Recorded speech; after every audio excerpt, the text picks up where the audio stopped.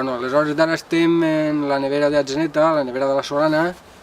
Com vegeu, el negoci de la neu era un negoci que l'home va arribar al fred, conservar-lo i posar-lo dins de neveres o cases de neu, com es deien abans. L'ús principal i la utilitat de la neu va començar un poc en la medicina. Un metge de Xàtiva que estava en Sevilla, que li deien Francisco Franco, que era metge del rei de Portugal, escriure un llibre sobre l'ús de la neu i les curacions que tenia ella, i a partir d'aixòs anys la neu s'estableix com a ús medicinal i és obligació de tots els pobles abastir de neu les seves ciutats. Aquest negoci es comença en la nostra comarca en els anys 1560, quan des de Xàtiva ja es comencen a fer paus de neu per les muntanyes de Mariola i per la Vall d'Albaida. I també afegir un poc el monopoli de la neu el va fer els Puig.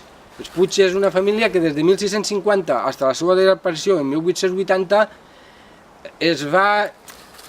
el vincle que va formar era que es passaren les neveres de pares a fills sense poder-les vendre. Entonces ells ja anaven acumulant aquest patrimoni, van començar entrant per la vall de Gallinera i la vall de la Guard, després van comprar neveres en l'Aitana, van comprar neveres d'Agres, van arribar a viure allí i es van quedar totes les neveres de la Mariola, i en el 1800 van comprar totes les neveres de Benicadell, el que nosaltres entenguem com neveres de Carcaixent i la nevera de l'Alt de Benicadell.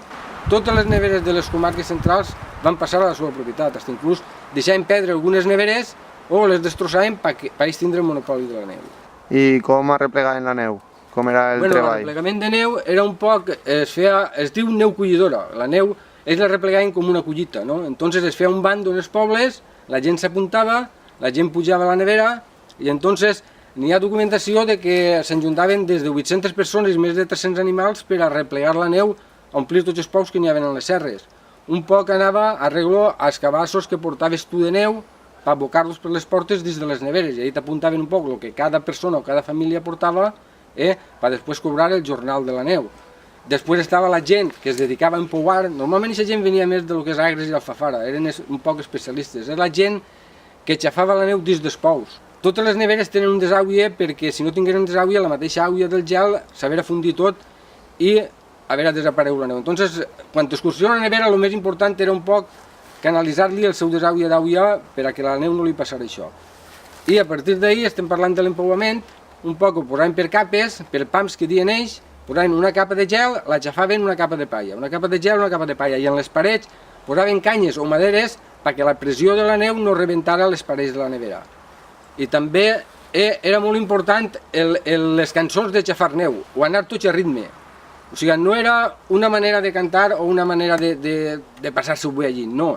Era una manera d'ajudar-se a treballar. Normalment la gent, al fer tant de fred, bevia molt de vi, bevia molt de licor, però anaven cantant i anaven ajudant-se a treballar. I el món de la rieria era important perquè en les primeres notícies que tenim ja, els moriscos ja utilitzaven la rieria.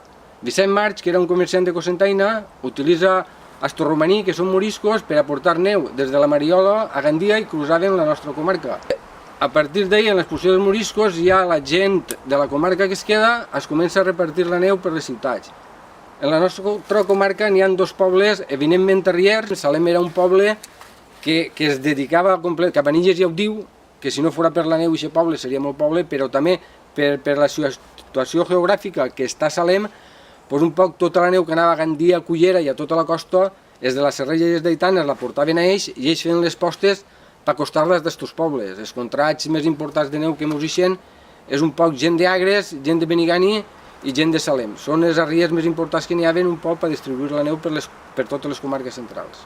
Les neveres la seva comunicació està en els senders més importants i els camins més importants de les serres. Estaven a costat de camí i la gent quan passava per ells, si portava peix, carregava una xocoteta quantitat de gel per arribar el peix a les ciutats importants, com era Ontinyent, com era Almansa, com és Alcoi, com era Xàtiva.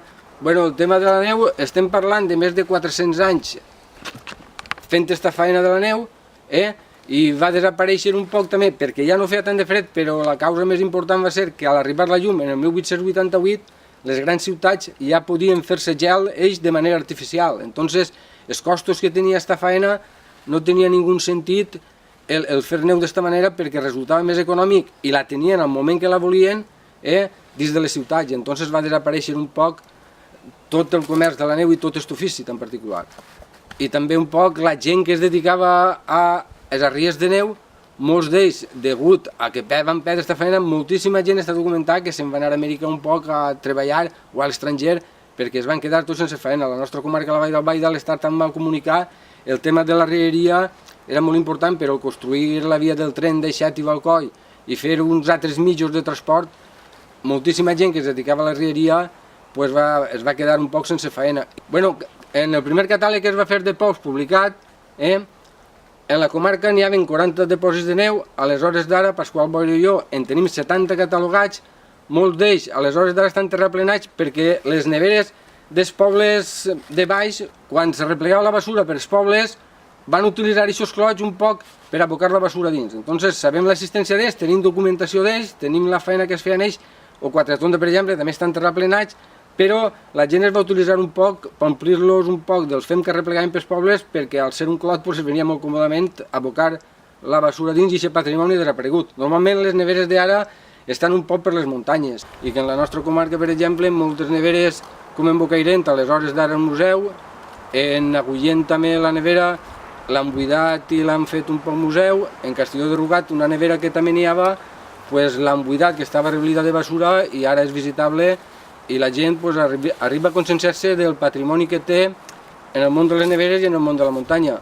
Ha passat a formar part del senderisme, n'hi ha molts fullets un poc de senders dedicats al sender, com és el sender que n'hi ha a Zeneta o el sender que n'hi ha a Salem o el que ha fet aleshores de la Palomar, que també ha restaurat un poc les neveres que queden dins del seu terme.